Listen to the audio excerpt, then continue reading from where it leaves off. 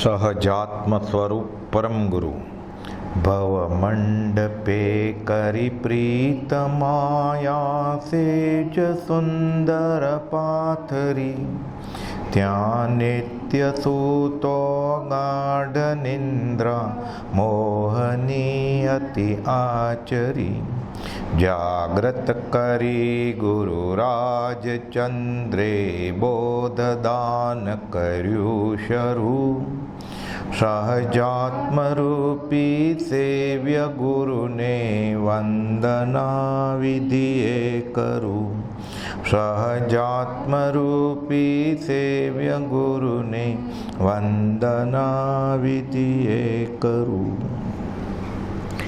આત્મસિદ્ધિ શાસ્ત્ર ગઈ વખતે આપણે જોયું કેવળ જ્ઞાનની વ્યાખ્યા, જે અધ્યાત્મમાં સાધક માટે, ઉચ્ચ કોટીના સાધક મુમુક્ષુ માટે, જ્ઞાની માટે અને ભગવાન માટે સામાન્ય રીતે થોડાક ઊંડા ઉતરીએ તો સમજાઈ જાય કે કેવળ નિજ સ્વભાવનું અખંડ વર્તે જ્ઞાન કહીએ કેવળ જ્ઞાન. તે આત્માનું અખંડ જ્ઞાન વર્તે સતત આ કેવળ જ્ઞાન. અને વ્યવહારિક બુદ્ધિથી જ્યારે નિર્વેદ સંવેગ આવે, ભૌતિક વાસના વહી જાય, ત્યારે મુમુક્ષુને ખબર પડે કે લોકોલોકનું જ્ઞાન તે શું કરવું હશે. જેમ જેમ અધ્યાત્મમાં સાધક આગળ વધે એમ એને લોકાલોકનું જાણવાની ઈચ્છા આમ પણ ઘટવા માંડે. તો જેને પૂર્ણ જ્ઞાન પ્રગટે એને લોકાલોક જાણવામાં શું રસ હોય? એટલે કેવળ નિજ સ્વભાવનું અખંડ વર્તે જ્ઞાન કહીએ કે આ કેવળ જ્ઞાનની વ્યાખ્યા એ આપણે જોઈ. હવે આવું થાય, આ કેમ શક્ય બને? એટલે કોપવદેવ એના વ્યવસ્થિત ભેદી માર્મિક રીતે એના દાખલા આપે છે કે આવું ક્યારે થાય, કેમ થાય અને કેવી રીતે થઈ શકે. 114મી ગાથા. કોટી વર્ષનું સ્વપ્ન પણ જાગ્રત થતાં શમાય, તેમ વિભાવ અનાદિનો જ્ઞાન થતાં દૂર થાય. કરોડો વર્ષોનું સપનું હોય પણ જાગ્રત થતાં એ સપનું તરત જ સમાઈ જાય છે. કેમ? તો કે અનાદિનો વિભાવ છે એ આત્મજ્ઞાન થતાં દૂર થઈ જાય છે. એટલે કહે છે કે અનાદિકાલથી જીવ વિભાવમાં, એટલે પરને નિજ માનીને નિજને ભૂલી ગયો અને એના બદલામાં એને સંસાર સજા તરીકે મળ્યો અને પોતાને માનવામાં જ વર્તે. પરને નિજ જાણી અને એ પોતે હું છું એમ પરને વિશે આરોપણ કરે છે અને એવી રીતે વર્તે છે. આવું અનાદિકાલથી ચાલ્યું એવું છે. હવે ઉપર મુજબ સ્વભાવમાં સ્થિરતા કરતાં કરતાં જ્યારે કેવળ આત્માનું જ્ઞાન પ્રગટ્યું કે હું તો આત્મા જ છું સતત, એવો ઉપયોગ રહે, ત્યારે વિભાવનો સદાને માટે અંત આવી જાય. અને વિભાવનો અંત આવી જાય એટલે સ્વભાવ હાથમાં આવ્યો, સપનું વયું ગયું તો જાગ્રત થઈ ગયું. એટલે કહે છે જેમ ઘણું લાંબુ સપનું આવ્યું હોય પરંતુ તેમાંથી જાગતા લાંબો વખત લાગે નહીં, જરા વારમાં જાગ્રત થઈ જવાય. તેવું સપનું આ ઘાતી કર્મનું અનંત કાળના. એટલે ઘાતિયા કર્મ આત્માની શક્તિઓને રોકી રહ્યા હતા, મૂર્છિત કરી રહ્યા હતા. તેથી તે અજ્ઞાન નિંદ્રામાં, ભાવ નિંદ્રામાં સૂતો હતો અનંત કાળથી. કુંભકર્ણ તો 6 મહિના જ સૂતો હતો. આ જીવ અનંત કાળથી સૂતો છે. કુપાદે લખ્યું ને પુષ્પળાનું પહેલું જ વાક્ય, હવે ભાવ નિંદ્રા ટાળવાનો પ્રયત્ન કરો. આ કર્યો છે એણે પ્રયત્ન. નિંદ્રા ગઈ, એ જાગી ગયો, સપનું ગયું. આત્માની અનંત શક્તિઓને રોકી રહ્યા હતા કર્મ, તે મૂર્છિત કરી રહ્યા હતા. તેથી અજ્ઞાન નિંદ્રામાં રહેલો તે વિભાવરૂપ સ્વપ્ન જોતો હતો. એટલે આખી સૃષ્ટિ સપનું જોતું એને. ખાવું, પીવું, બાલ્યાવસ્થા, યુવાવસ્થા, વૃદ્ધાવસ્થા, જન્મવું, મરવું, ગાડી, લાડી, વાડી, આખી જગતની વિચિત્રતા એક સપનું જ હતું. એ જાગ્યો ત્યારે ખબર પડી આવું કાંઈ છે જ નહીં. જગત મિથ્યા, બ્રહ્મ સત્ય. જાગીને જોઉં તો જગત દિશે નહીં તો આ બધું દેખાતું હતું. તો સપનામાં તો દેખાય જ નહીં. જે ન હોય એ કાલ્પનિક વસ્તુ બી સપનામાં દેખાય. ઊંઘમાં અટપટા ખેલ પાસે. તો જાગી ગયો તો સૃષ્ટિ મંડાણ છે ઈણવિદ એણી પહેરે, બ્રહ્મ લટકા કરે બ્રહ્મ પાસે. પછી નરસિંહ મહેતા કહે છે, એટલે કહે છે આ મૂર્છિત કરી રહ્યા હતા. અજ્ઞાન નિંદામાં રહેલો તે વિભાવરૂપ સપના જોઈ રહ્યો હતો અને ચારેય કર્મનો નાશ થતાં હવે કેવળ જ્ઞાનરૂપી સૂર્ય પ્રગટ્યો. કેવળ જ્ઞાન એટલે શુદ્ધ આત્મપદ એટલે સિદ્ધ પદ. જો થાય દર્શન સિદ્ધના તો વિશ્વ દર્શન થાય છે, જેમ સૂર્યના દીવા થકી સુસ્પષ્ટ સૌ સમજાય છે. સૂરજ ઉગે એટલે આખો લોક પછી બધું ઉઘાડ થઈ જાય, દેખાય પછી બધું. અંધારી રાત્રે કાંઈ દેખાતું જ ન હોય. એમ શુદ્ધ આત્મપદનું જ્યારે દર્શન થાય એ જ સિદ્ધપદનું દર્શન થાય, એટલે પોતે સિદ્ધ બની જાય ત્યારે વિશ્વ દર્શન બધું જ દેખાય એને, આરસીમાં જેમ દેખાય એમ.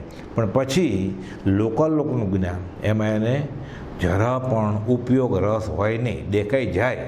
આરસીને કેમ દેખાઈ જાય? આરસીને હર્ષો કાંઈ છે નહીં. આરસીની સામે મહાસાગર હિલોળો કરતો હોય, આરસી ભીની ન થાય. દાવા ન લાગ્યો હોય, આરસીમાં દેખાય, ગરમ ન થાય. પર્વત હોય, હિમાલય, ગિરનાર દેખાય, આરસીને વજન ન લાગે એનું. ગિરિસર દિશે મુકર મેં ભાર ભીંજવો નહીં. દેખાય બધું જ, દેખાઈ જાય. દેખાવાની જોવાની ઈચ્છા નથી તો શું જોવે? આત્મા આત્મા રમણતા કરે, આનંદ. એટલે કહે છે કેવળ જ્ઞાનરૂપી સૂર્ય પ્રગટ થયો અને સદાને માટે તે જાગૃત થઈ ગયું. અજ્ઞાન અનાદિકાળનું હતું. તો આ બાજુ કેટલા સમયનું અજ્ઞાન હતું? અનાદિકાળનું, ગણ્યા નહીં એટલા, અસંખ્યાત નહીં, અનંત. અને આ બાજુ જાગ્યો એટલે સમય માત્રમાં એ જ્ઞાન થતાં સપનું તૂટી ગયું. એટલે આ જાગૃત અવસ્થા આવી. હવે આ વ્યવહારમાં સમજવા માટે મગન બાપા સમજાવતા કે આ કોટી વર્ષનું સ્વપ્ન જાગૃત થતાં શમાય. આ આપણે વ્યવહારિક કોઈ દાખલાથી સમજવું હોય તો એક ભાઈ સૂતા હતા ગાઢ નિંદ્રામાં, ભરપેટ ભોજન કરીને. આમે ગરિષ્ઠ ખોરાક ખાધો એટલે ઊંઘ ગહેરી આવે, સૂઈ ગયા. એવા સૂઈ ગયા, ડીપ સ્લીપ આપણે કહીએ ને, ઘસઘસાટ. સપનું એવું લાંબુ. સપનામાં હવે અમે ખાઈને ગરિષ્ઠ આહાર ખાધો તો બધા ભોગ વિલાસ જ કરીને, એટલે સપનું એવું જ આવે છે કે પોતે ગુનામાં આવ્યા છે સરકારી, અને જેલ પડી અને 20 વર્ષની. મૂંઝાણા એ તો. પછી તો સપનું લાંબુ ચાલ્યું, કેસ ચાલે છે ને કેસ મંજૂર કર્યો કે એને 20 વર્ષની સજા તો આપવી જ પડે. આ તો ભોગો રાખ્યા છે જેલમાં, ને ભોગ 1 વર્ષ 2 વર્ષ પૂરું કરે છે. 6 વર્ષ પૂરા થઈ ગયા. ગણે છે બેઠા બેઠા કે હજી તો 14 વર્ષ બાકી છે. એવું ગણતા હતા. એમાં એકાએક ઇલેક્ટ્રિસિટી વહી ગઈ અને પંખો, એર કન્ડિશન બધું બંધ થઈ ગયું. કે ગરમી કેમ થાય? ઊંઘ ઉડી ગઈ. એને તો આ બાકીની જેલ 20 વર્ષની જેલ પડી હતી, એને 6 વર્ષની ભોગવી. હવે જાગી ગયા. બાકીના 14 વર્ષની જેલ એને ભોગવવી પડે? ભોગવી જ પડે ને. ના, ન ભોગવવી પડે તો જાગી ગયો જે જીવ, અજ્ઞાન વયું ગયું. એને અનાદિકાલથી જેલ પડેલી અજ્ઞાનની, ઘાતિયા કર્મની, એ જાગી ગયો. અજ્ઞાન ફીટી ગયું જ્ઞાનથી. જ્ઞાનરૂપી દીવો પ્રગટ્યો તો બાકીના 14 વર્ષની જેલ એને પડે. ખાલી 6 જ વર્ષ ભોગવી છે, બાકી બધી માફ મળી ગઈ ને. એમ કોટી વર્ષનું સ્વપ્ન હોય, જાગી જાય, ભલે ગમે એટલી જેલ પડી હોય. એ હતું જ ક્યાં? એ તો કાલ્પનિક હતું, માફ મળી ગયા.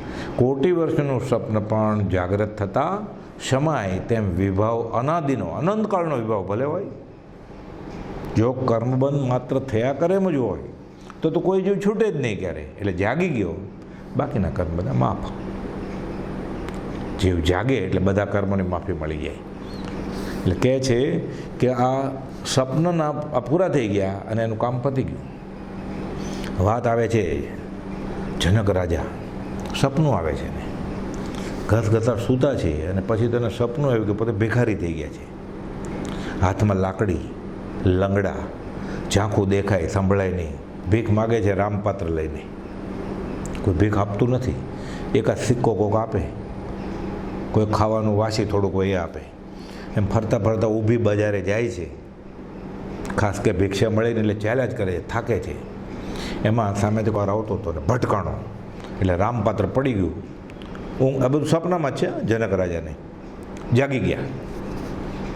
મૂંઝાણા એ તો કે આ શું બધું, કે હું ભીખ માગતો હતો, આ સાચું કે ખોટું હતું?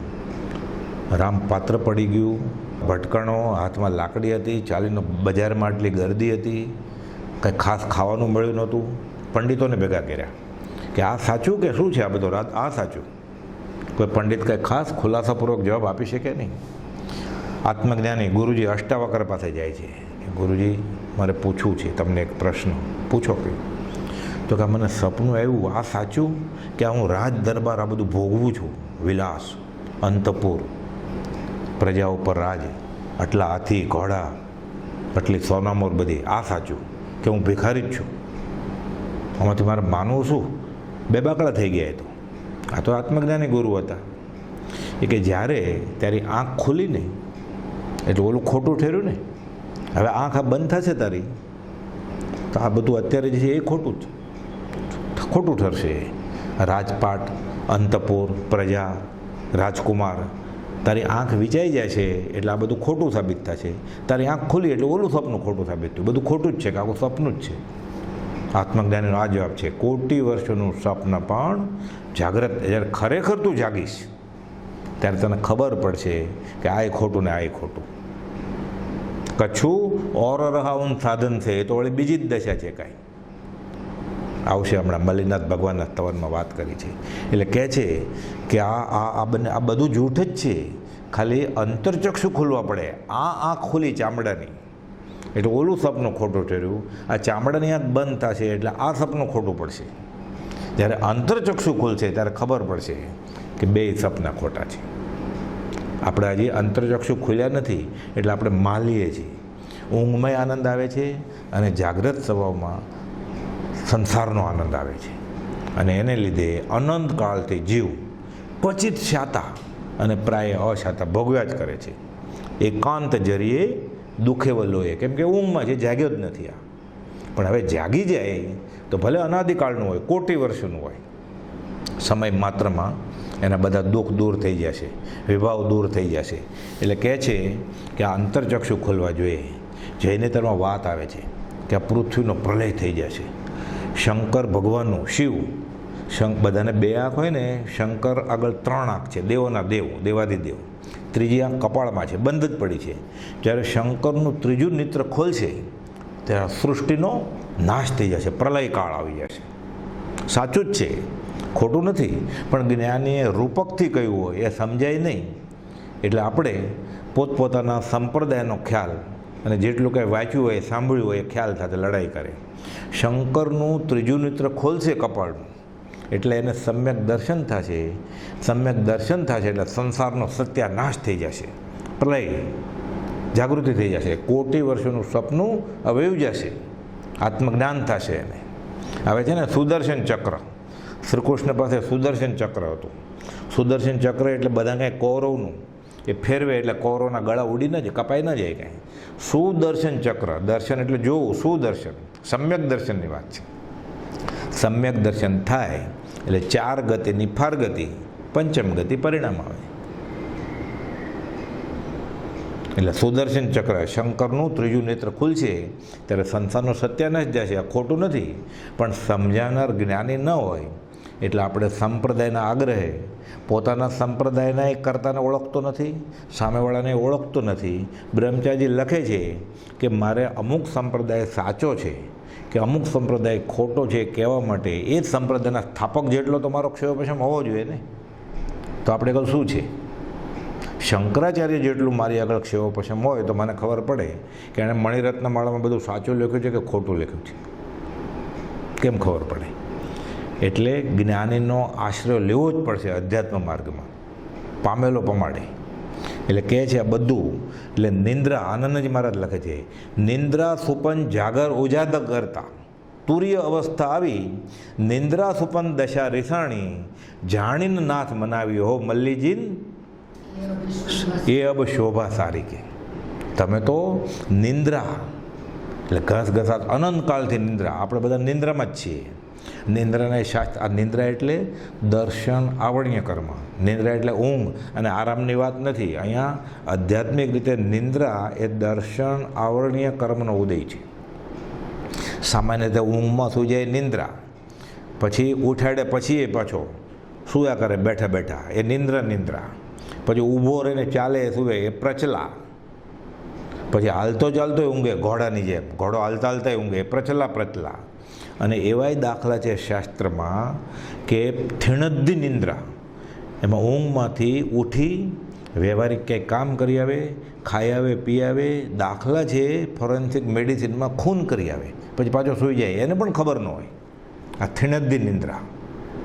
અને એવા શાસ્ત્રોમાં દાખલા છે જૈનના આગમોમાં કે આ થીણદ્દી નિંદ્રાના યોગે દીક્ષા લીધેલા સર્વતંગ પરિત્યાગી સાધુ ઉપાશ્રય ધર્મસ્થાનક છોડી સંસારનો વ્યવહાર કરી આવે, પછી પાછા આવીને સૂઈ જાય. ગુરુજી આત્મજ્ઞાનીઓને ખબર હોય અને આને નરકાગામી કયા છે. આ એટલું ખતરનાક કર્મ છે. એટલે નિંદ્રા આપણે એમ છે બહુ સરસ નિંદ્રા આવી. નિંદ્રા ન આવતી હોય ઘણીવાર 4-5 કલાક, 6 કલાક બરાબર છે. જેમ જેમ ઉંમર વધે એમ નિંદ્રા સામાન્ય રીતે વૈજ્ઞાનિક રીતે ઘટતી જાય. એટલે વધારે ઊંઘીને કંઈ તંદુરસ્તીનું કારણ નથી. ગોપાલદેવ તો લખ્યું છે 2 ઘડી જેટલી નિંદ્રા. પણ કાળદોષ પ્રમાણે સંઘેણ નબળા હોય તો દિવસ 3જો ભાગ એટલે 8 કલાક બહુ થઈ ગયા. ઘણા તો ઉદીર્ણ કરીને ઊંઘવાની દવા લઈને લે, એટલે દર્શન આવણીય કર્મ છે જ અનાદિકાલથી, ઊંઘની દવા લઈને મજબૂત કરે છે. અને પછી કે મને ગાઢ સરસ નિંદ્રા આવી. એટલે એને કૃતકૃતતાનું સ્વરૂપ વેદાય છે. ઊંઘના દર્શન આવણીય કર્મના વખાણ કરીને, અહોભાવ બતાવીને. ક્યારે છૂટે જ્યું ઊંઘ ઉડી જાય, ન આવતી હોય તો સારું, સૂતા પથારીમાં ઉઠવું નહીં, કસરત ન કરવા માંડી, જાપ કરવા માંડો. સૂતા 20 દુઆ કરવા માંડે, નામ સ્મરણ કરે. સૂતો જાત્રા ચિંતવે, વવાણિયાથી શરૂ કરે.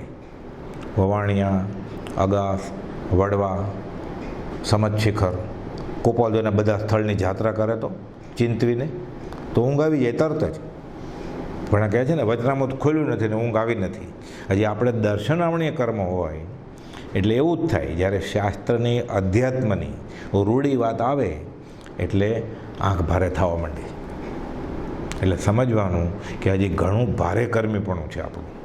એટલે નિંદ્રાને અહોભાવ નથી બતાવવાનું. એટલે નિંદ્રા સુપન, હવે સુપન એ નિંદ્રા જ છે.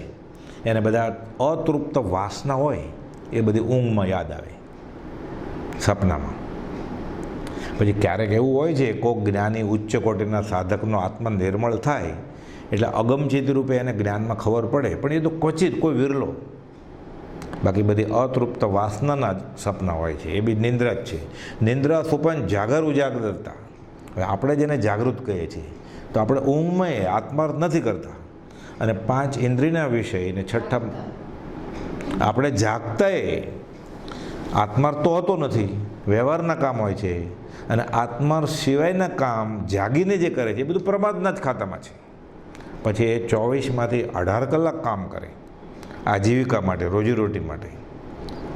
વ્યવહારે ગમે તે, એ કામ તો પ્રમાદનું છે જો આત્માર્થનું નથી તો.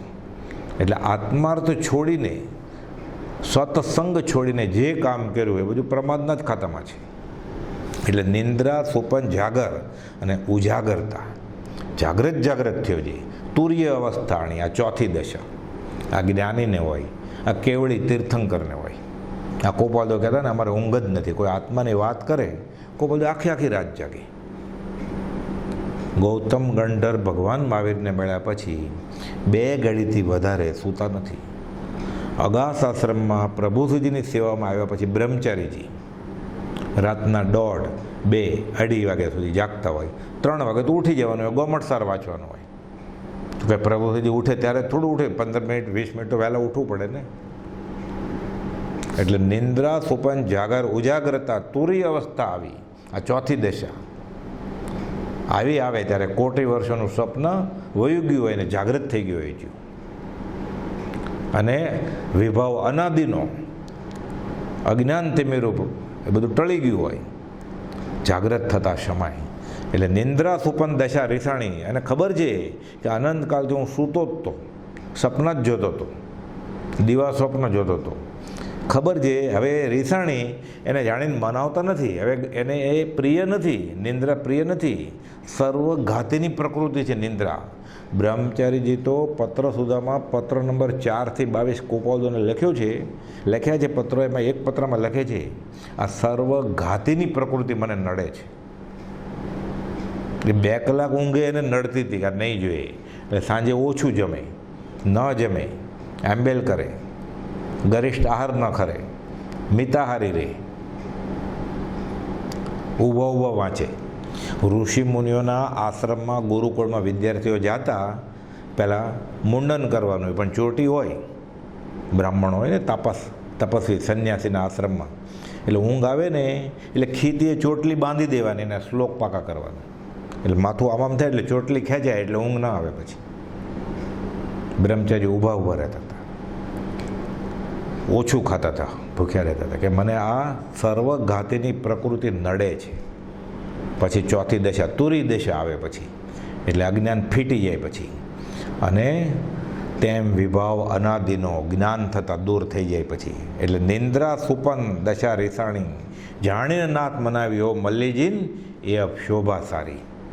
પછી એને આત્મા હાથમાં આવે, એટલે કોટી વર્ષનું સપન, અને આ થાય આત્મા હાથમાં એવો કેવળ નિસ્વભાવનું અખંડ જ્ઞાન વર્તે. પછી આ જ કેવળ જ્ઞાન સતત આત્માના ઉપયોગમાં છે, જાગૃતિમાં છે.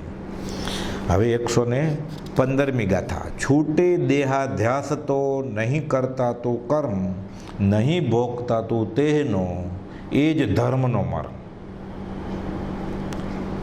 એ શિષ્ય દેહમાં જે આત્મતા મનાય છે, દેહાધ્યાસ, અભ્યાસ હોય તો ભૂલી જવાય અનભ્યાસથી. 6 પદના પત્રમાં છે ને, એના અનભ્યાસ, એના અપરિચય અને એનો ઉપશમ કરવાથી આ અભ્યાસ પછી અનંતકાળના ઊંધા અભ્યાસને લીધે અધ્યાસ થઈ ગયો છે પછી, એટલે હવે એના મૂળિયા ઊંડા ઉતરી ગયા છે, હવે નીકળે નહીં. એટલે એ શિષ્ય દેહમાં જે આત્મતા મનાય છે અને તેને લીધે સ્ત્રી પુત્ર આદિ સર્વમાં અહમ મમત્વપણું વર્તે છે, તે આત્મતા જો આત્મામાં જ મનાય,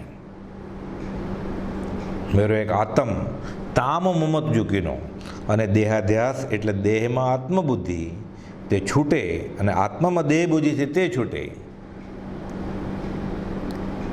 અથવા દેહ જ આત્મા બધું એક જ થઈ ગયું છે ને અનાદિકાળથી, તો તું કર્મનો કરતા પણ નથી અને ભોગતા પણ નથી. હવે એ શરીર જ નથી, એ 5 ઇન્દ્રિય જ નથી, એ મન જ નથી, એને મારી નાખ્યું છે, તો એ ક્યાં કરનારો છે? કરે એ ભોગવે, એ ક્યાં કરે છે?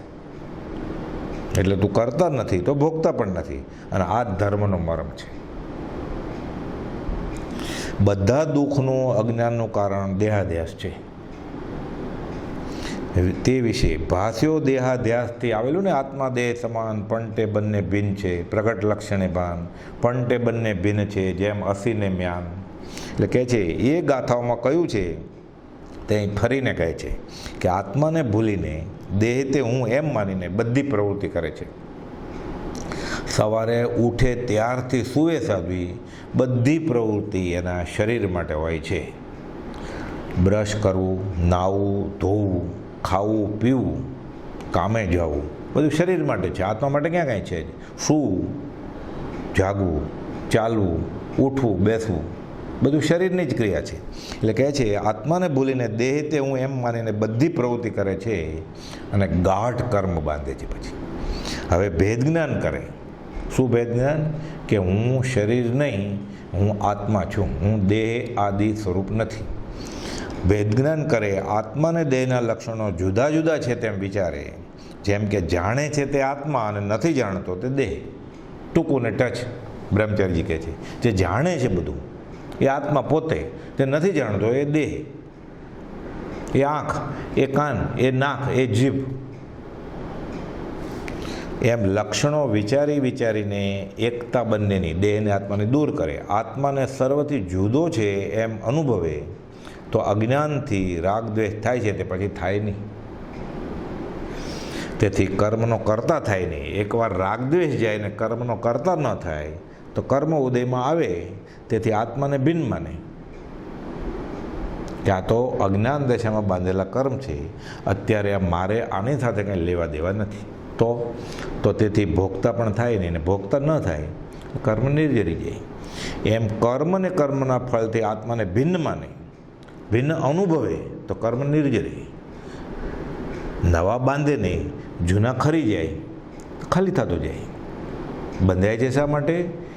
જે કર્મ ફળને ભોગતા આત્મા સુખી દુઃખી થાય છે, તે ફરિય બાંધે અષ્ટવિધના કર્મને દુઃખ બીજને.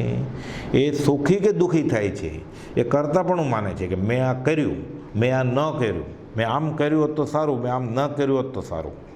વિકલ્પ કર્યો એટલે એને શુભ અશુભ કર્મની બંધ પડશે જ.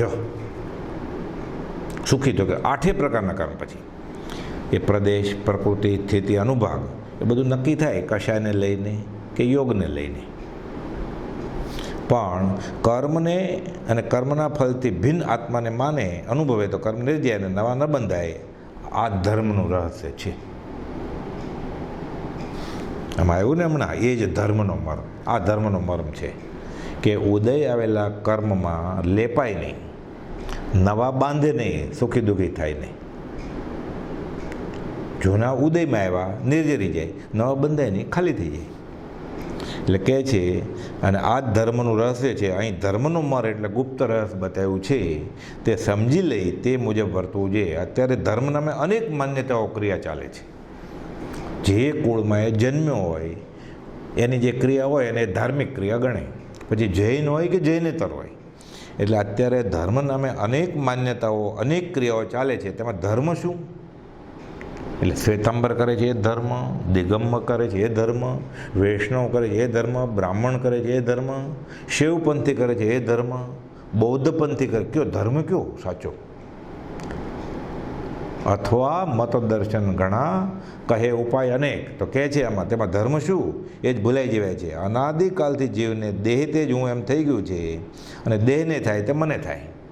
હવે દેહ હું છું તો દેહના સગા એ મારા સગા, દેહના દુશ્મન એ મારા દુશ્મન. એટલે દેહના સગા તે મારા સગા, મન વચન કાયાની ક્રિયા તે હું જ કરું છું. અને વિષય કહે છે એને ભોગવું છું. મને ભાવ્યું, મેં સાંભળ્યું, મેં સૂંઘ્યું, મેં ચાખ્યું, એમ બધી અવળી માન્યતા થવાથી પરદ્રવ્યમાં નીચપણું માન્યું.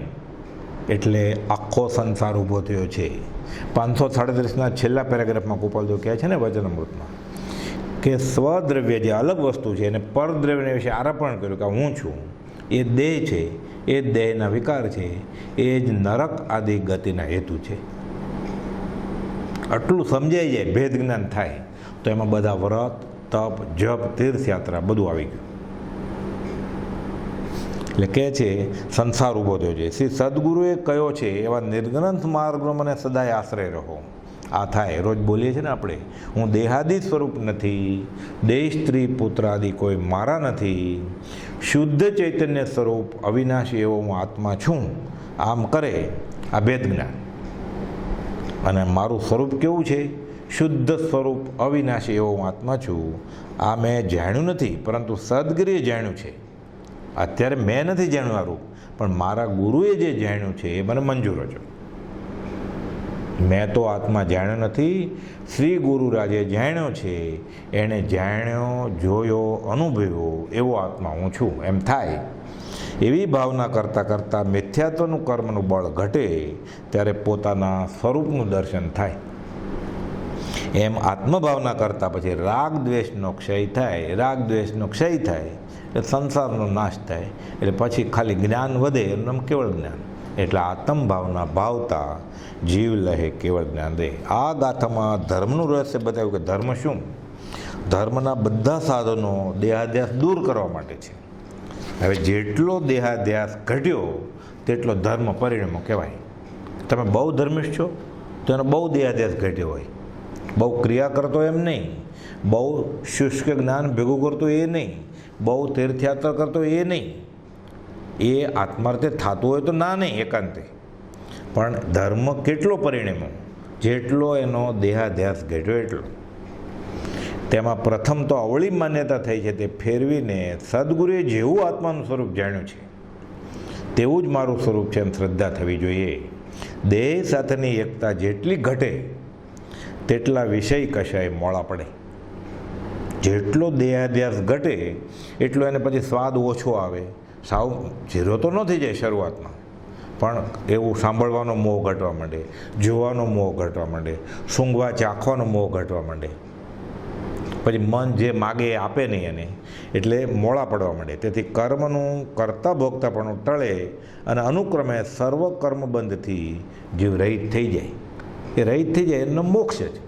એટલે કહે છે કે આ છૂટે કરતા મટે તો છૂટે કર્મ, એ છે મહાભજનનો મર્મ. આખા કહે છે કરતા મટે તો છૂટે કર્મ, એ છે મહાભજનનો મર્મ. જો તું જીવ તો કરતા હરિ, જો તું શિવ તો વસ્તુ ખરી. તું ભગવાન જ છો, તું આત્મા જ છો, શુદ્ધાત્મા છો. તું છો જીવ અને તું છો નાથ, એમ કઈ આખે જાટ કે હાથ. આ જ વાત છે જૈનેતરમાં. જે માર્ગે ચડી ગયા છે એક હોય 3 કાળમાં પરમારથનો પંથ. એટલે કહે છે પણ એને માન્યતા દેહાદેશ જતો નથી.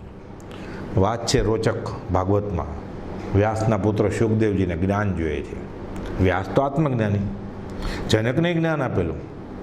તો શુકદેવને કહે છે જાઓ ભણી લીધું અમુક જે શ્લોકનું વિદ્યાનું બ્રાહ્મણના, કે હવે આત્મજ્ઞાન માટે શુકદેવજી આગળ જાઓ, જનક રાજા આગળ જાઓ. શુકદેવજી કે હવે પિતા તમે જ આપી દો ને.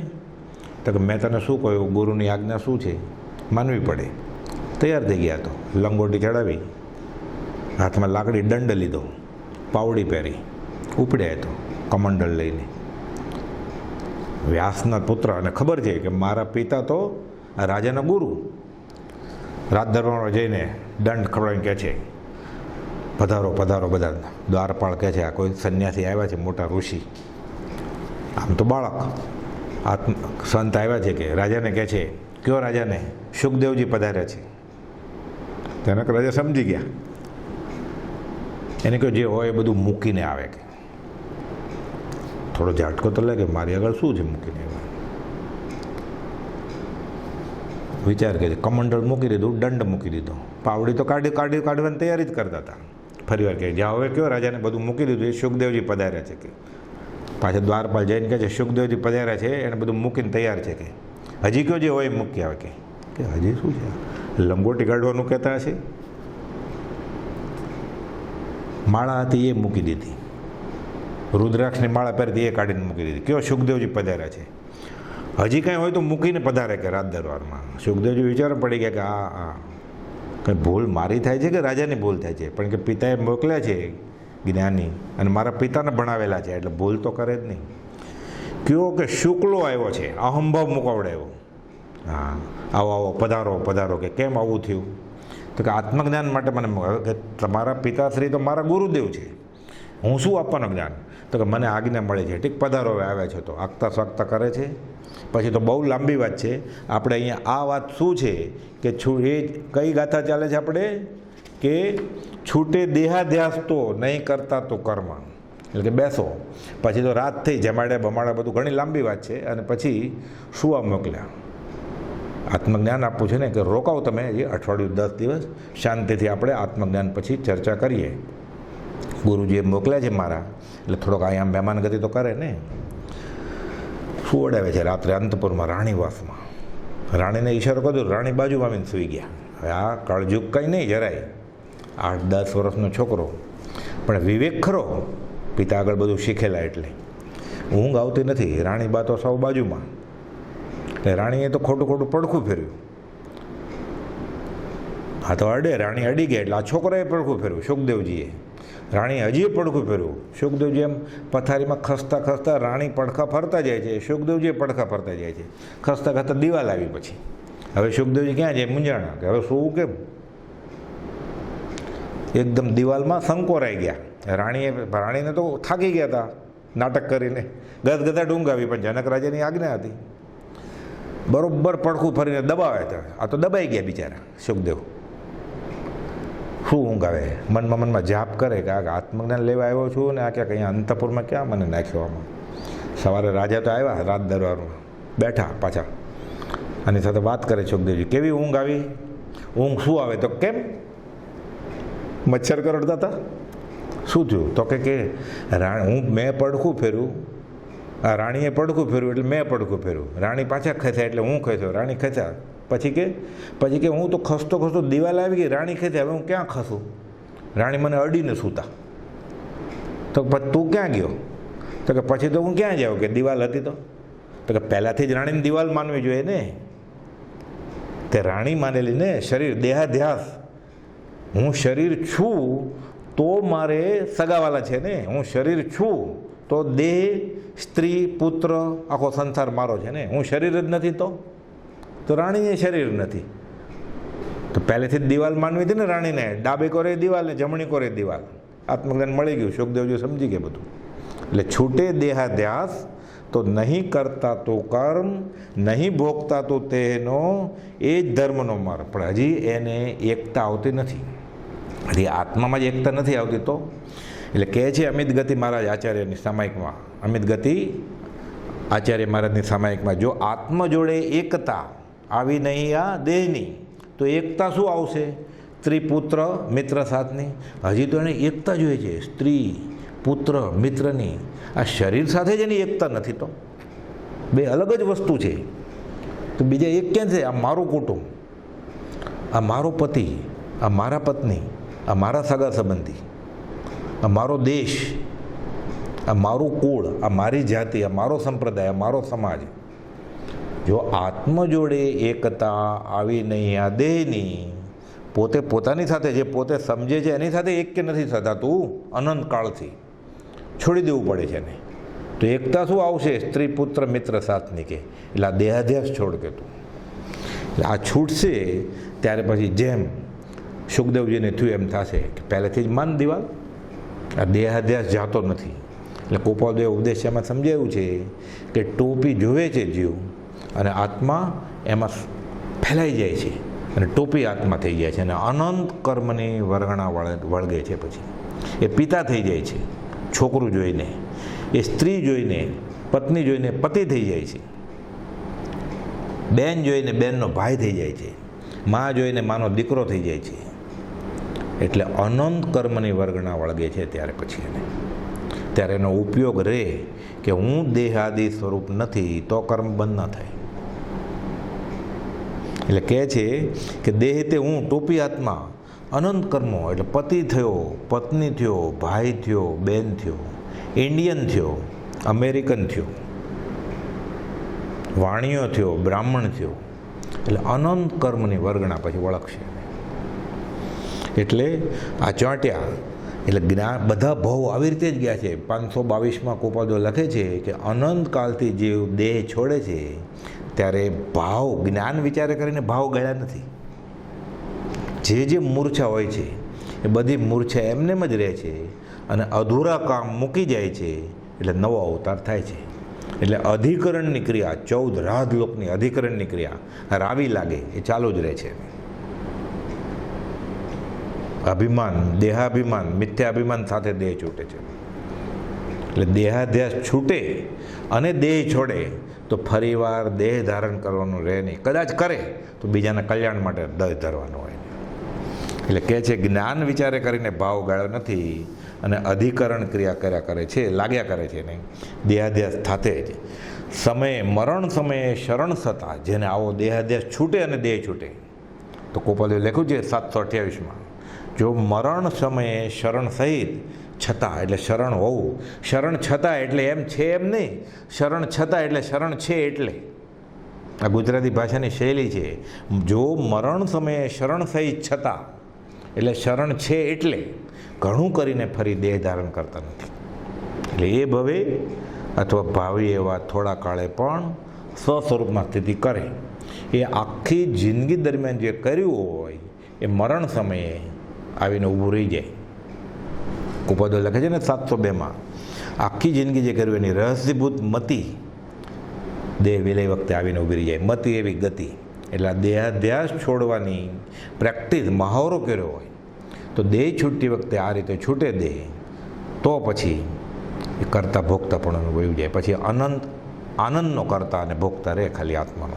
એટલે કહે છે કે છૂટે દેહાધ્યાસ. હવે આ તો શું છે? દેહાધ્યાસ કેટલો છે? સફેદ વસ્ત્ર ધારણ કર્યા, લોચ કર્યો, ઉઘાડ પગ, એટલે હું શ્વેતંબર સંપ્રદાયનો મુનિ છું.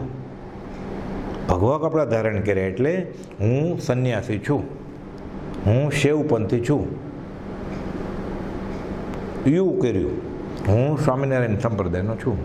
3 લીટા કર્યા, હું શૈવપંથી છું.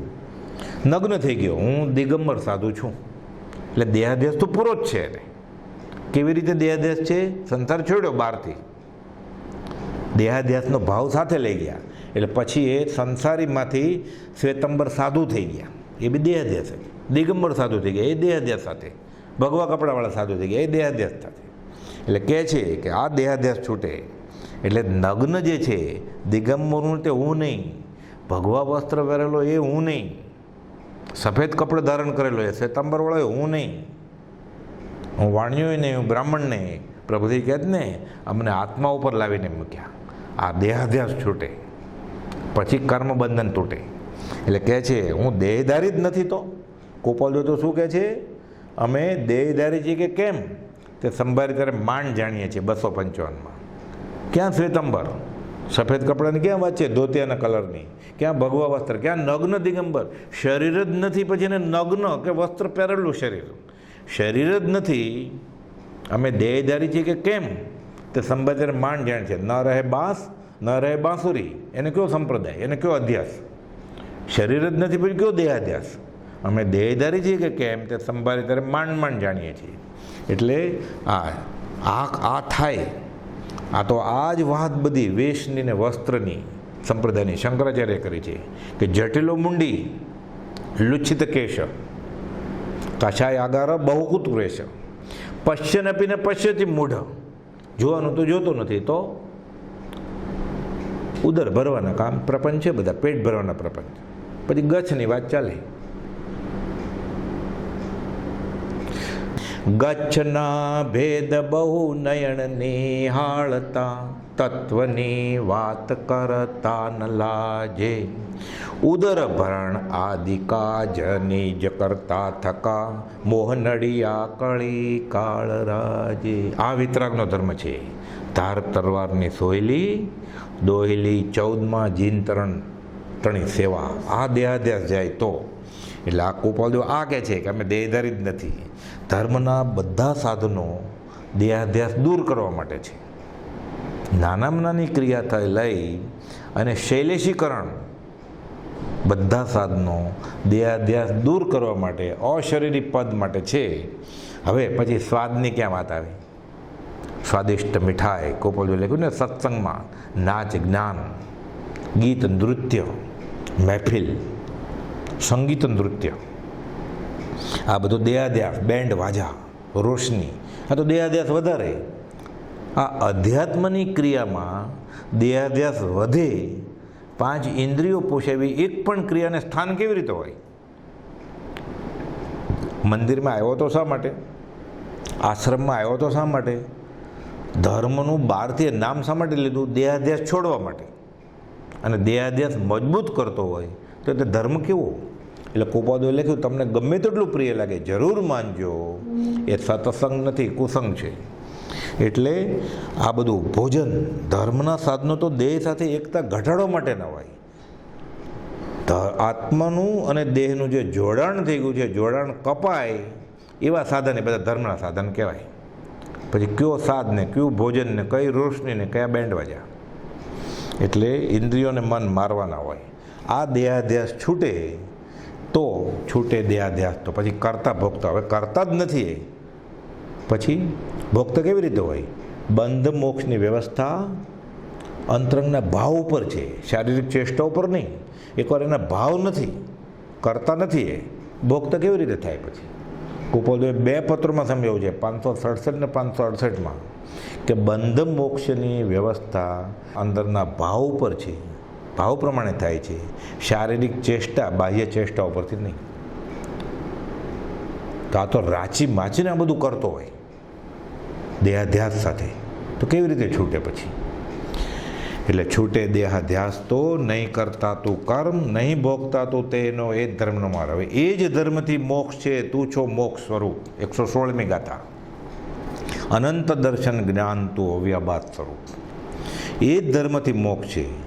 કયા ધર્મથી? દેહાધ્યાસ છોડાવે એ ધર્મથી. અને તું જ મોક્ષ સ્વરૂપ છો, અર્થાત શુદ્ધ આત્મપદ એ જ મોક્ષ છે. તું અનંત જ્ઞાન દર્શન તથા અવ્યાભાસ સુખ સ્વરૂપ છો. આ બધું સમજાવ્યું આત્મસિદ્ધિ. એટલે આ ગાથામાં ગોપાલદેવ કહે છે કે જીવને અનાદિકાળનો દેહાધ્યાસ થઈ ગયો છે. આ કાંઈ 1-2 દિવસનું નથી, 5-15 વર્ષનું નથી, 1-2 ભવનું નથી, અનાદિકાળથી છે. તેને દૂર કરવો, આત્માને દેહથી ભિન્ન પોતાના સ્વરૂપે ઓળખવો, એ જ કહેવા માટે આત્માની સિદ્ધિ થાય એના માટે આત્મસિદ્ધિનું પ્રયોજન છે. એટલે ગોપાલદેવે આત્મસિદ્ધિ લખી, આત્માની સાબિતી થાય. એટલે વિભાવમાં પરિણમે છે તેને બદલે સ્વભાવમાં પરિણમે, એનું નામ ધર્મ.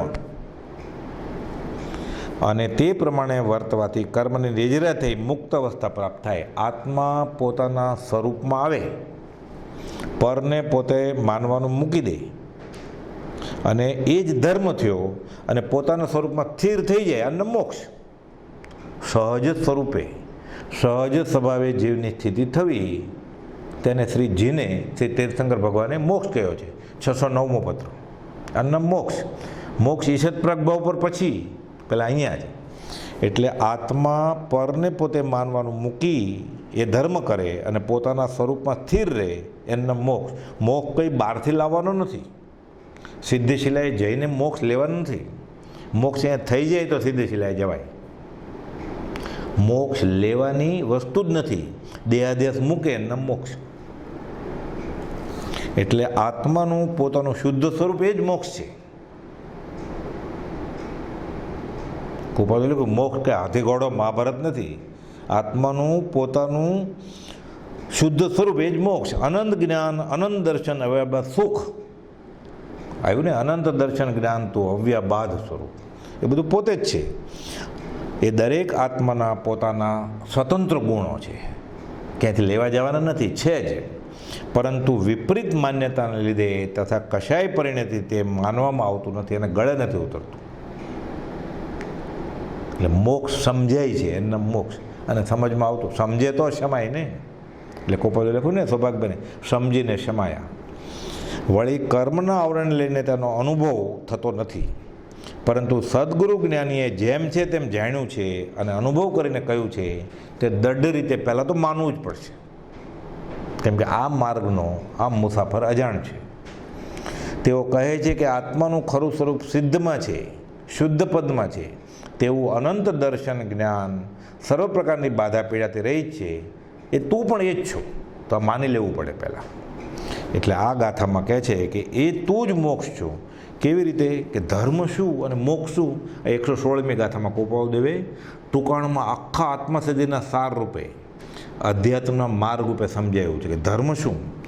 દેહાધ્યાસ ઘટાડે તે ધર્મની ક્રિયા, આગળ આવ્યું ને. અને તેમ થઈ જાય જેને દેહાધ્યાસ ઘટી જાય, આનું ધર્મ.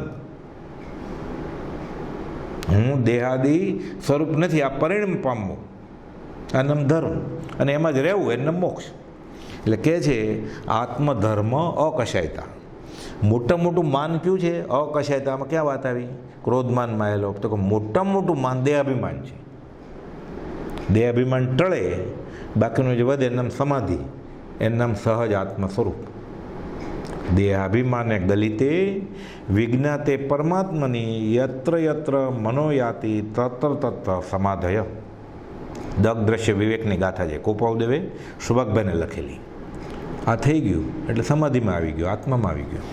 એટલે કહે છે કે મોટામાં મોટું માન એ દેહાભિમાન છે. માયા કઈ મોટામાં મોટી?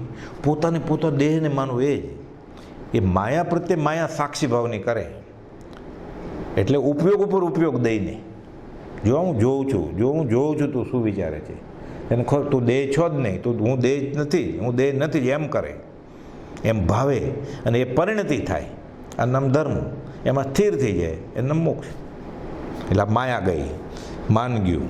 એ રીતે ઉપયોગ ઉપર ઉપયોગ દે. લોભ પ્રત્યે લોભ, મેરો એક આત્મ, એને એક પરમાણુ માત્રને ન મળે, સ્પર્શ ના થાય. 14 રાજલોકમાંથી, એને બ્રહ્માંડમાંથી, લોકમાંથી બધું ભેગું જ કરાવવું પડે છે. લોભી છે અનંતકાળનો. આ લોભ પ્રત્યે લોભ કરે, નથી જોતું. એક પરમાણુ માત્રને ન મળે સ્પર્શના, પછી ક્યાં કાંઈ વધે છે. આ લોભ વયો જાય એટલે ક્રોધ વયો ગયો, દેહાભિમાન. માયા વહી ગઈ, ઉપયોગ ઉપર ઉપયોગ, લોભ વયો જાય. પછી માનમાં અંતરાય ન પડે, લોભમાં અંતરાય, પછી ક્રોધ શેનો આવે ને? એટલે કશાય જાય. આ આત્મધર્મ અકશાયતા, આ નામ ધર્મ. પછી સફેદ કપડાં પહેરીને શ્વેતંબર કરતો હોય, ભગવા પહેરીને કરતો હોય, અંબડ પરિવારજકની જેમ ભગવાન મહાવીર સાથે ન પહેર્યા હોય કપડાં, નગ્ન હોય, તોય વાંધો નથી. એમાં જાતિ વેશનો ભેદ નથી કોઈ. એ જ ધર્મથી મોક્ષ છે. આત્મા આત્મામાં પરિણમે ગમે તેમ કરીને. એટલે કહે છે કે આ જ બાકી તો લોકને ઈચ્છે કાંઈ પણ ઈચ્છ્યું પરમાણુ, આ તો પરિગ્રહ, પાપનો બાપ છે કુપોદ્યોગી. પછી આત્મા ક્યાં, ધર્મ ક્યાં? હવે પોતે પોતામાં સ્થિર થાય તેનો મોક્ષ છે. પોતાનું શુદ્ધ સ્વરૂપ તે જ મોક્ષ છે. પછી મોક્ષ ક્યાં સમજવાની જરૂર છે?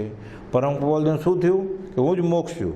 એટલે પરમ કુપોદ્યોગી લિખિતનમાં લખે છે ને શુદ્ધ સહજ આત્મ સ્વરૂપ 779 એટલે લિખિતન મોક્ષ.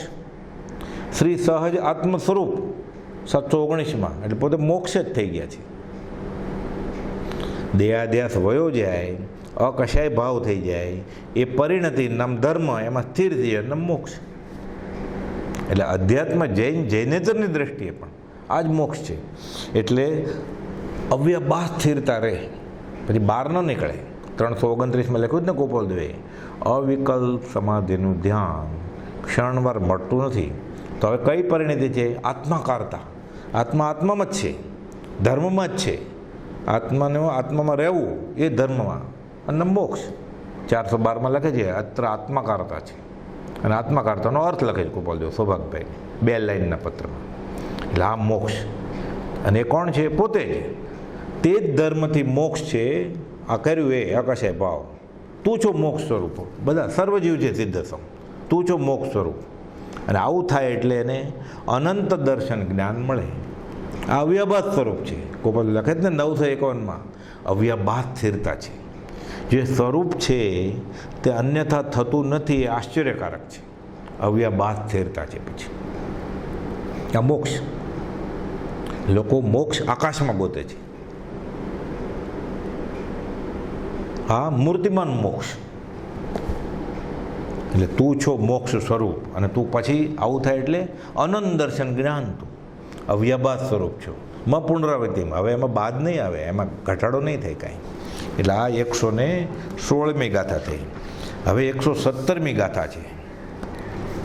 શુદ્ધ બુદ્ધ ચૈતન્ય ઘન સ્વયં જ્યોતિ સુખધામ, બીજું કહીએ કેટલું કર વિચાર તો પામ. શુદ્ધ બુદ્ધ ચૈતન્ય ઘન, તું દેહાદિક સર્વ પદાર્થથી જુદો છે. કોઈ આત્મદ્રવ્ય ભળતું નથી. એક દ્રવ્યમાં બીજું દ્રવ્ય ક્યારે પણ ભળે નહીં. કોઈ તેમાં ભળતું નથી. તું કોઈમાં ભળતો નથી, તારામાં કોઈ ભળતું નથી. દ્રવ્ય પરમાર્થથી સદાય ભિન્ન છે. એટલે જીવ અને અજીવ ભેગા થઈ જ ન શકે. લાગે સંયોગ થયો, એ મૂળ તો અલગ જ છે. માટે તું શુદ્ધ છો, તું બુદ્ધ છો, તું ચૈતન્ય પ્રદેશમાં છો. એવું ને, શુદ્ધ બુદ્ધ ચૈતન્યમય. સ્વયં જ્યોતિ એટલે કોઈ પણ તને પ્રકાશતું નથી. ટ્યુબલાઇટ, સૂર્ય, ચંદ્ર, ટોર્ચ, તને કોઈ પ્રકાશતું નથી. સ્વભાવે જ તું પ્રકાશ સ્વરૂપ છો. તું જ બધાને જાણે છો. તું જ મોટામાં મોટો જ્ઞાન પ્રકાશ છો. ચૈતન્ય જ્યોતિ છો. શુદ્ધ બુદ્ધ ચૈતન્ય ઘન. અને અવ્યબાદ સુખનું તું ધામ છો. સુખધામ. સુખધામ અનંત. પુનરાવૃત્તિ. બીજું કેટલું કહીએ કે બીજું કહીએ કેટલું અથવા ઘણું શું કહેવું? ટૂંકામાં એટલું જ કહીએ છીએ, જો વિચાર કર તો તે પદને તું પામીશ. વળી તે સ્વરૂપ કેવું છે? બ્રહ્મચારી સમજાવે છે. શુદ્ધ એટલે કશાય રાગ દ્વેષ રૂપ કળમળથી રહિત, અત્યંત નિર્મળ પવિત્ર છે. સંપૂર્ણ જ્ઞાન સ્વરૂપ સર્વને જાણવા માટે સમર્થ છે. બધું જ જાણે છે. જળના સંબંધથી રહિત કેવળ ચૈતન્યની મૂર્તિ છે. જળમાં ચૈતન્યતાનો ગુણ નથી, ચૈતન્યમાં જળનો ગુણ નથી. આ ચૈતન્યની જ મૂર્તિ છે. ચૈતન્ય ઘન લઠ્ઠો, આનંદનો ઘન આનંદ લઠ્ઠો, જ્ઞાન ઘન જ્ઞાનનો લઠ્ઠો સમૂહ. અનેક યોનિમાં સંતા કોકડી રમતા રમતા એક દેહમાંથી નીકળી બીજા દેહમાં ગયો, પરંતુ કોઈ દેહમાં તે એકાકાર થયો નહીં. એ ભેગો ન થઈ શક્યો, મિક્સ ન થઈ શક્યો શાશ્વત રીતે. અનિત્ય. તેના અસંખ્યાત પ્રદેશમાંથી એક પણ પ્રદેશ છૂટો પણ ન થયો. જળ સાથે મળી ન ગયો, કાંઈ ઘસાઈ ન ગયો, છૂટો ન પડી ગયો. તેથી ટંકોત્કીર્ણ ચૈતન્ય ઘન છે. તેની જ્ઞાન જ્યોતિ કોઈ પ્રગટાવે ત્યારે તે પ્રગટે તેવી નથી કે કોઈ બટન શરૂ કરે, દિવાસળી મૂકે. એ પોતે જ્ઞાન જ્યોતિ છે જ, પ્રગટેલી જ છે. અત્યારે આવરણને લીધે, તિમિર આવરણ અજ્ઞાનને લીધે ઢંકાઈ ગયેલી હતી. જ્ઞાન વડે અન્ય પદાર્થો જાણી લે છે તેવી રીતે પોતાના સ્વરૂપને પણ એ જાણે છે. સુખ એ આત્માનો જ સ્વભાવ છે. સ્વયં જ્યોતિ સુખ ધામ, લેવા જવાનો નથી. સગળું પરવશ તે દુઃખરૂપ જાણો. બીજેથી જો એનું સુખ પર આશ્રિત હશે તો એ દુઃખ થશે ને થશે જ વહેલું મોડું. સ્વ આશ્રિત હશે અને એ શાશ્વત સંપત્તિ છે. એટલે સુખ એ આત્માનો સ્વભાવ જ છે. જે સુખ જ્ઞાની અનુભવી રહ્યા છે, કોઈ બાહ્ય નિમિત્તને આધીન નથી. તે આત્મા પોતે સુખરૂપ છે, સુખનું ધામ છે. આત્મા સિવાય બીજે ક્યાંય સુખ મળે એમ નથી. સ્વાધીન સુખ છે તેનો કોઈ કાળે અંત થતો નથી. અશુદ્ધ દ્રવ્ય છે, અવિનાશી દ્રવ્ય છે, ઘટે કેવી રીતે? દીવો પેટાયો હોય, કેરોસીન, ઘાસલેટ, ઘી ઘટી પૂરું થઈ જાય એટલે દીવો બંધ થઈ જાય. બેટરી ડાઉન થઈ જાય, પ્રકાશ વયો જાય, ઇલેક્ટ્રિસિટી વહી જાય, ટ્યુબલાઇટ બંધ થઈ જાય, રાત થઈ જાય, સૂર્ય વયો જાય, ડૂબી જાય. અહીંયા તો સ્વયં પ્રકાશિત છે. એટલે કહે છે આત્મા સિવાય બીજે કંઈ સુખ નથી, સ્વાધીન સુખ છે. આ પ્રકાશનો ક્યારે અંત થતો નથી. પોતે જ પોતાથી સુખી સંતોષી રહી શકે છે. તેથી મોક્ષમાં કોઈ બાહ્ય પદાર્થનો સંબંધ નથી, છતાં તે સંપૂર્ણ સુખી છે. આવું આત્માનું અદ્ભુત સ્વરૂપ છે. શુદ્ધ, બુદ્ધ, ચૈતન્યઘન, સ્વયં જ્યોતિ, સુખધામ છે. બીજું કેટલું કહેવું કંઈ. એટલે કહે છે આત્માની વિભૂતિઓ અનંત છે, તેનું વર્ણન કરે પાર આવે એવું નથી. પરંતુ અત્યારે અજ્ઞાનને લઈને દેહાદિમાં અહંભાવ થઈ ગયો છે. તેથી તેના લક્ષણો વિચારીને ભેદ જ્ઞાન કરે તો આત્માનું શુદ્ધ સ્વરૂપ અનુભવમાં આવે.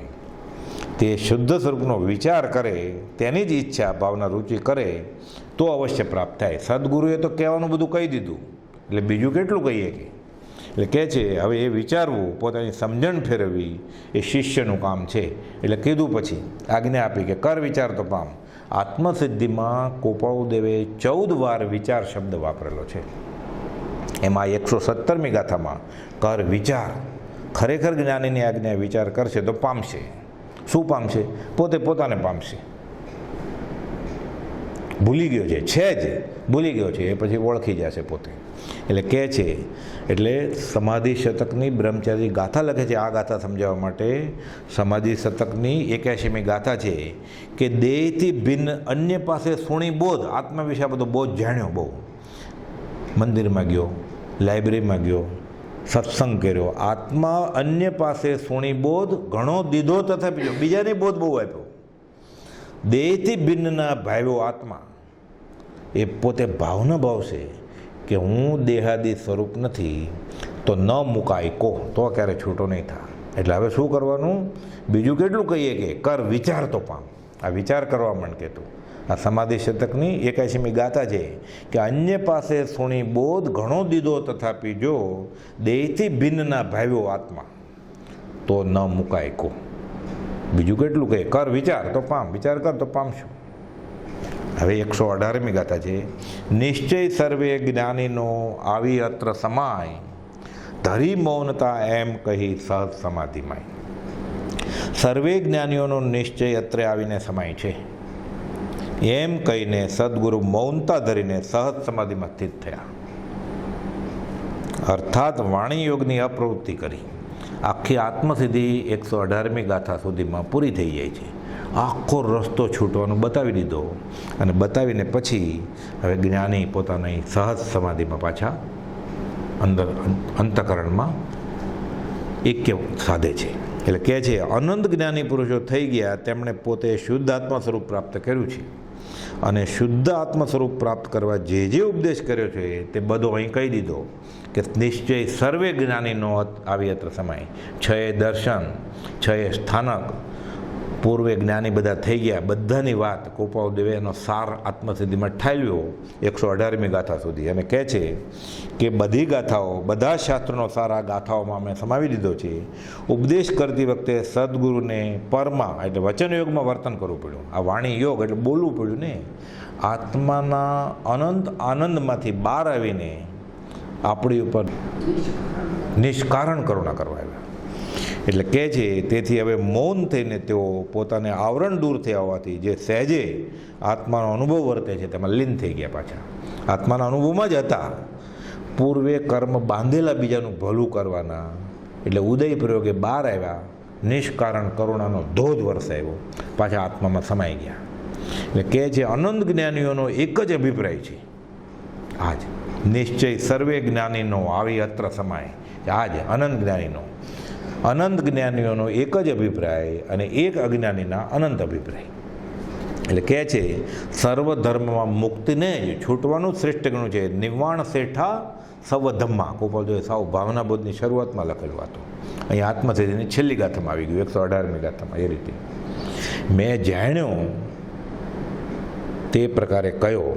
438માં લખે છે ને, સમતા રમતા વ્રતતા સૌભાગભાઈને પત્ર લખે છે, એમાં આત્માના ગુણની વાત કરે છે કે અમે જેવો જાણ્યો, જોયો, અનુભવ્યો, અમે તે જ આત્મારૂપ થઈ ગયા છીએ અને એ તમને કહે છે. તે પ્રકારે અમે કયો છે, અમે પ્રગટ તે જ આત્મા છીએ, સહજ સમાધિમાં નિષ્કારણ કરુણા વિતરાગ. એને એવું છે નહીં કોને તારું ને કોને પાર ઉતારું, પણ પૂર્વ પ્રયોગે જે કર્મ બાંધેલા એટલે બીજા જીવનું ભલું કરે છે. અને ઋણાનુબંધે કર્મ ઉદય જીન રાજનો ભવિજન સહાયક થાય. એટલે ત્રીજા ભવે તીર્થંકર ભગવાને ભાવના ભાવી હોય. કુપોલદોને તો આ ભવે બાળપણથીને જ ઈચ્છા હતી, નિત્ય વિશોધ કરી નવ તત્વનો ઉત્તમ બોધ અનેક ઉચ્ચારવું. જુઓ તો ખરા સૃષ્ટિને કેવા રૂપમાં મૂકી છે, નવપદ ધ્યાનને વૃદ્ધિ કરવી છે. યથા હેતુ જે ચિત્તનો સત્ય ધર્મનો ઉદ્ધાર રહે. એટલે આત્માના અનંત આનંદમાંથી બહાર આવીને જ્ઞાની આ સર્વજ્ઞાનીનો નિશ્ચય ઠાલવે છે આ ગાથા આત્મસિદ્ધિમાં. એટલે કહે છે, પછી તો ભગવાન મહાવીર તદ્ભવ મોક્ષગામી હતા, કાનમાં ખીલ્લા નખાવ્યા. ઉદય પ્રયોગે આપણે શીખવા મળ્યું ને ક્ષમાનું. વિભૂષણનાથ ભગવાન નાનામાં નાની ભૂલ કરે, સલાહ આપેલી ખેડૂતને, એક વર્ષ ભૂખ્યા રહેવું પડે, બોધ આપે. 8 ભવની સગાઈ, તદ્ભવ મોક્ષગામી જ હતા તો પછી આવી રીતે સગાઈ વિવાહ સંબંધ કરીને છેલ્લી મિનિટે ગયા અને રાજ્યમતીને રોવડાવ્યા. એ કરતાં પરણવા ન ગયા હોત તો ધ્યાન લઈને આવું શા માટે કરવું પડે? આ ઉદય હોય, આપણને બોધ મળે કે આ રાગ કરવા જેવો નથી, જે અનંતકાલથી તું કરી રહ્યો છે. એટલે કર્મ ઉદય જીન રાજનો ભવિજન સહાયક થાય. આવા બધા જે કર્મ ઉદય, જૈન ધર્મના તીર્થંકર કેવળે જ્ઞાનીની આ બધી વાત છે કે પોતે જે ભૂલ કરેલી છે એ બી પાને ચડાવી છે બોધમાં, કે તમે આવી ભૂલ નહીં કરતા. ગોપાલદેવ કહે છે ને 339માં, કોઈનો દોષ નથી, અમારો દોષ છે, અમે કર્મ બાંધ્યા છે, અમે ભોગવીએ છીએ. પછી લખે છે, પરેચ્છાનુચારીને શબ્દ ભેદ નથી. અમે બીજાની ઈચ્છાએ ચાલીએ છીએ ઉદય પ્રયોગે, શું કરીએ? એટલે આપણે એમાંથી બોધ લેવાનો છે.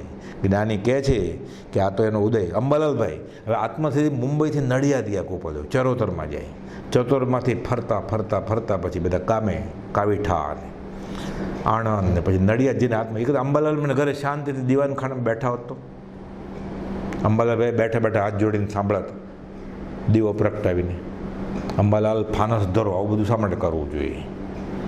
બોધ કે કેટલી દયા છે જ્ઞાનીને. આપણને એની નિષ્કારણ કરુણા પ્રત્યે ખાલી અહોભાવ આવે, તેની નિષ્કારણ કરુણાને નિત્ય પ્રત્યે નિરંતર સ્તવ્યે તોય સંકિત થઈ જાય, આત્મબોધ થઈ જાય. એટલે નિશ્ચય સર્વે જ્ઞાનીનો આવી અત્ર સમાય, આટલું કહી અને ધરી મૌનતા એમ કહી. સહજ સમાધિમાં તો હતા જ, આપણે માટે બહાર આવ્યા દયા કરવા માટે. એને તો હવે દયા છોડી દેવી છે. કરવું, કરાવડાવવું, કરતા પ્રત્યે અનુમોદવું, પણ પહેલાં બાંધી નાખ્યા છે બીજાનું ભલું કરવાના કર્મ. એટલે દેવકીજી મહારાજને કહે છે ને, હવે અમારે દયા છોડવી છે. કરવું, કરાવડાવવું, કરતા પ્રત્યે અનુમોદવું, મનથી વચનથી કાયાથી 9 કોટીએ છોડે ત્યાં જઈને બેસે. એટલે પૂછે છે દેવકીજી મહારાજ, આવું શરીર કૃષ કેમ? તો કે આત્માને અને દેહના 2 ક્યારા છે અલગ અલગ. અમે આત્માનો ક્યારો, દેહનો ક્યારો આત્મા તરફ વાળ્યો, દેહનો ક્યારો સુકાઈ ગયો. તો જ્ઞાનીને અનંત દેહનું શું થશે? તો કે એ છોડી દેવી છે મારે. બ્રહ્મચારી કહે હવે કોઈના દોષ હોય તોય કહેવા નથી અમારે. થયો અકર્તા ત્યાં એ અહીંયાથી જ અકર્તા ભાવ આવી જાય. ધરી મૌનતા તોય ઘણું કહી દીધું, 14 પૂર્વ કહી દીધા, અને પછી ધરી મૌનતા એમ કહી સહજ સમાધિમાં, પાછા સહજ સમાધિમાં જ હતા. લેખિતન સમાધિ રૂપ તો 362માં લખે છે સહજ સમાધિ. 0 0 0 0 નિર્વિકલ્પ તો છે જ, લેખિતન નિર્વિકલ્પ 843. તોય આટલું કહીને પાછા ધરી મૌનતા એમ કહી સહજ સમાધિમાં. હવે આટલા આખી આત્મસિદ્ધિનો માર્ગ, આત્માની સાબિતીનો માર્ગ, 14 પૂર્વનો સાર કહી દીધો. ધર્મ શું અને ધર્મનું ફળ મોક્ષ શું એ બધું સમજાવી દીધું. શિષ્યને આ ઉપદેશથી, સદગુરુના ઉપદેશથી બધું જાણ્યું, અનુભવ્યું, અને એને કેવો અનુભવ આવે છે કે મને શું મળ્યું. એ આત્મસિદ્ધિના શિષ્યને જે અનુભવ આવે છે 119મી ગાથામાં, કે સદગુરુના ઉપદેશથી કેવું ભાન આવ્યું, હવે આપણે આગલે વખતે લેશું. સહજાત્મ સ્વરૂપ પરમ ગુરુ.